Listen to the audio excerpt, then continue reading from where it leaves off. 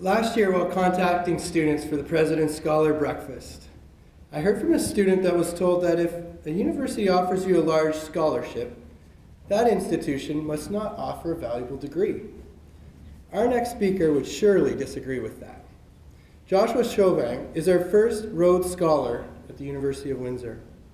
The Rhodes Scholarship is a postgraduate award supporting exceptional students at the University of Oxford in England. Perhaps you've heard of it.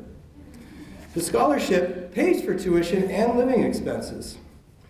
The Rhodes is the oldest and perhaps the most prestigious international scholarship program in the world.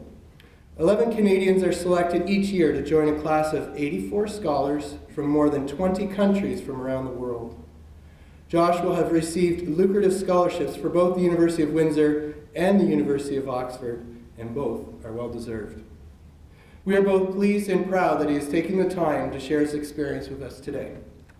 Please give Joshua a welcoming applause.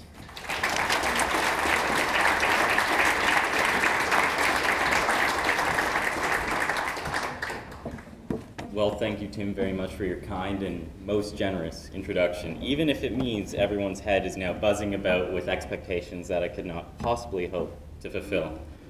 Anyhow, I just want to reassure any late risers that this may well be the earliest you'll have to wake up throughout the whole of your undergraduate career, unless, of course, unlike me, you are one of those delightful morning persons who prefer to take classes at 8 a.m. In any event, that's not really what I'm here to talk to you about today. Success can be measured in a number of ways. You're all here, for instance, because you have managed to excel academically, and for that, I'd like to commend you on a job well done. Presumably, you'd like to continue to excel academically here at the University of Windsor, and you'd like me to provide you with a simple formula to do just that. But before I do that, I'd like to begin by telling you a little bit about myself and how I got to be where I am today. When I was at the stage you are all at now, I would not have been sitting with you at the President's Scholars Breakfast.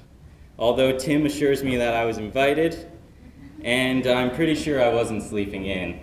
The truth is, I would have had no interest in being here.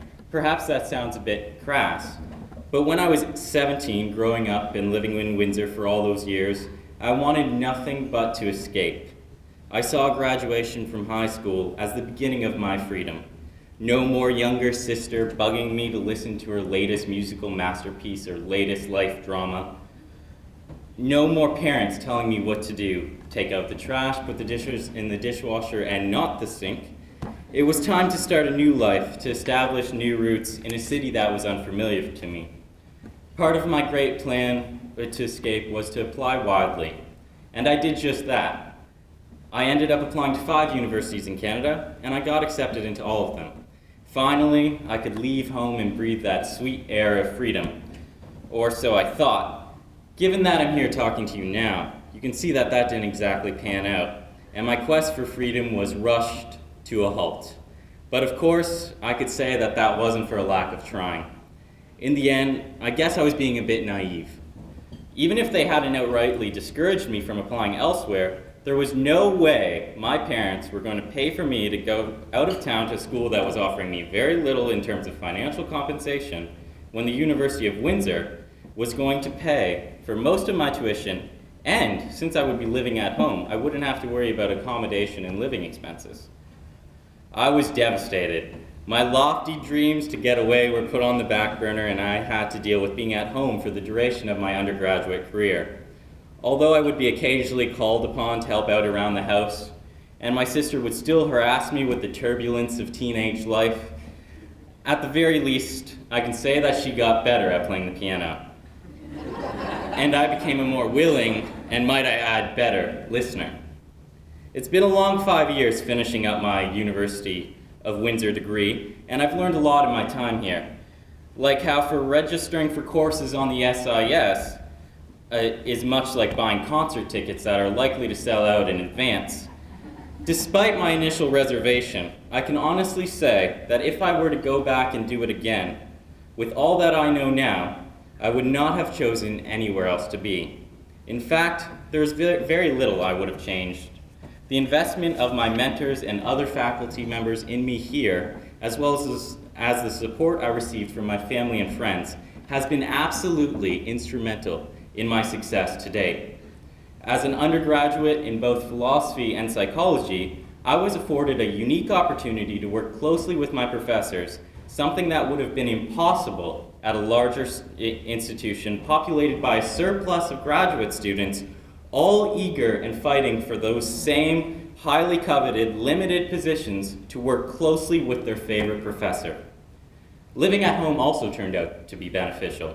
Because I didn't have to worry about stocking my own fridge, for instance, or paying the rent, I was able to focus completely on my studies, get involved in extracurricular activities, and even have the opportunity to start my own research program. You might recall that I said I'd provide you with a simple formula for success. The truth is, I'm highly skeptical there is one. However, there are a few qualities that are absolutely essential to be a successful university student.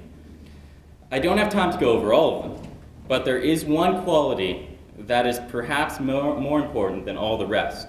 Over and above being intelligent, which you all are, the one sure indicator of success is self-motivation. Don't wait for a professor to notice your potential. Show them that you care. If you want to get involved in doing research with a professor who has similar interests, don't hesitate to ask them to get involved, even if that means getting to know them a bit first. As enjoyable as lectures are, there is no substitute for going to see your professors during their office hours and getting your questions answered. As my mentor once told me, the students who come for help in his office are often the brightest, most capable, and most successful students. Professors like to see students excited about their studies. When you go see a professor during their office hours, the implicit message you are putting across is that your education matters to you, and you are interested in learning. If you are anything like me, you might just find that you end up learning more in your professor's office hours than anywhere else. Finally, I would like to end by encouraging you all to set yourself high standards that you might think are impossible to achieve. In the end, what do you have to lose? If you fall short of your goal, even just slightly, because you set the bar so high originally, you would have still succeeded a great deal. In one of my favorite philosophy books, The Myth of Sisyphus by Albert Camus, the author uses Sisyphus as an archetype for the absurd life. Sisyphus, a Greek god, condemned to keep rolling his rock up and down a hill endlessly for eternity, is said only really to be conscious in the moments that the rock escapes him. It is during these fleeting moments, finally able to reflect over Sisyphus' own life, that he can be said to be truly happy. For many of you during your career here at the University of Windsor, you might well empathize with this condition. As you finish up one assignment or exam, around the corner is another that you have to commit yourself to. Do not get discouraged. Take a chance to breathe, reflect over what you have been able to accomplish, and remember, as Camus reminds us, the journey towards the heights is enough to fill a man's heart. Thank you all for listening, and best of luck in the new year.